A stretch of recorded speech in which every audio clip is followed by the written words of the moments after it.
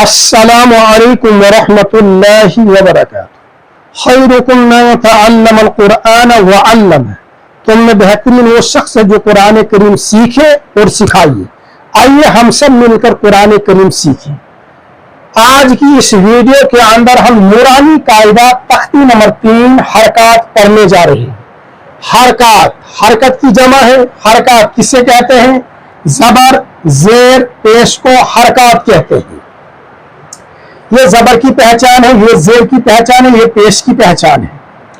زبر حرف کے اوپر، زیر حرف کے نیچے اور پیش حرف کے اوپر ہوگا۔ زبر زیر پیش کو حرکات کہتے ہیں۔ زبر زیر پیش کو جلدی پڑھیں، تھوڑا بھی نہ کھینچیں۔ معروف پڑھیں، مجہول آواز سے بچیں۔ الف ہمیشہ خالی ہوتا ہے، جو الف خالی نہ ہو وہ حمزہ ہے۔ زبر کی آواز پڑھتے وقت اوپر کو اٹھتی ہے، آواز اور منہ کھلے ہوتے ہیں۔ زیر کی آواز پڑھتے وقت نیچے کو جاتی ہے، پیش کی آواز پڑھتے وقت آگے کو جاتی ہے اور ہونٹ گول ہوتے ہیں۔ ایک زبر، ایک زیر، ایک پیش کو حرکت کہتے ہیں۔ حرکت والے حرف کو متحرک کہتے ہیں۔ اس تختی کے اندر ہم نے 3 غلطیوں سے بچنا ہے، پھر جا کر ہمارا قرآن مقدس درست ہوگا۔ نمبر 1، حرکت کو جلدی پڑھے، تھوڑا بھی نہ کھینچیں۔ اگر کھینچیں گے تو حرف مد پیدا ہوگا۔ دوسرا، معروف پڑھنا، مجہول آواز سے بچنا ہے۔ اور تیسری غلطی وہ یہ ہے کہ جھٹکے سے نہیں پڑھنا۔ ایک حرف جو جھٹکے سے پڑھا جاتا ہے وہ حمزہ ساکنہ ہے۔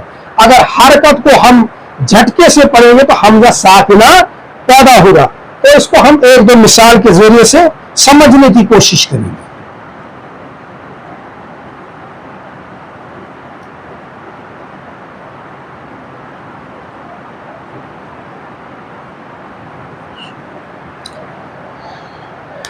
یہ ہے با زبر با، با زیر بی، با پیش بو۔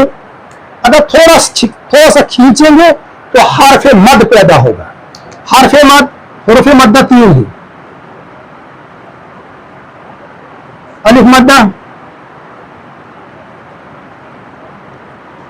یا مدہ، واو مدہ۔ اگر تھوڑا سا ہم کھینچیں گے، با زبر با، تا زبر تا، سا زبر سا، کچھ ایسے پڑھتے ہیں، تو جب ہم با زبر با پڑھیں گے تو یہ بنے گا با الف زبر با، تو یہ غلط ہوگا۔ با زیر بی ہے اصل میں، تو ہم پڑھیں گے با زیر بی، تا زیر تی، تو یہ پھر بایا زیر بی جو غلط طریقہ ہے۔ با پیش بو اصل طریقہ۔ اگر ہم پڑھیں گے با پیش بو، تا پیش تو، تو پھر باوا پیش بو، اس میں حرف مدہ پیدا ہوگا، تو یہ غلط ہوگا۔ دوسری غلطی، معروف پڑھنا ہے، مجہول آواز سے بچنا ہے۔ معروف پڑھنا ہے، مجہول آواز سے بچنا ہے۔ تو معروف اس کی آواز یہ ہے، با بی بو، با زبر با، با زیر بی، با پیش بو، اس کی معروف آواز۔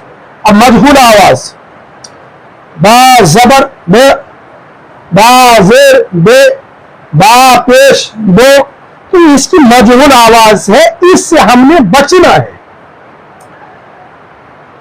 پیش کے اندر پیش کو پڑھتے وقت ہونٹ گول ہوتے ہیں۔ اگر ہونٹ ہم گول نہیں کریں گے پیش کے پڑھتے وقت تو مجہول آواز بنے گی، با پیش بو، تا پیش تو۔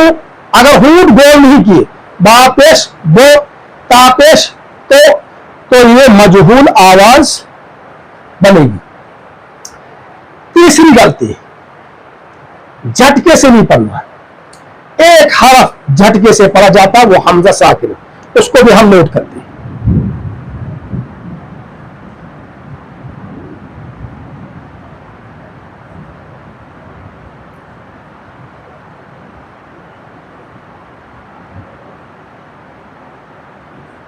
یہ ہے حمزہ ساکنہ، اس کو ہم جھٹکے سے پڑھیں گے۔ اقرأ بسم ربک الذی خلق، اقرأ، یہ حمزہ ساکنہ ہے، اس کو پڑھتے وقت جھٹکا ہوگا۔ اگر یہاں ہم جھٹکے سے پڑھیں گے تو حمزہ ساکنہ پیدا ہوگا. با زبر با، تا زبر تا، با زیر بی، تا زیر تی. تو یہ جھٹکے سے پڑھا جائے گا.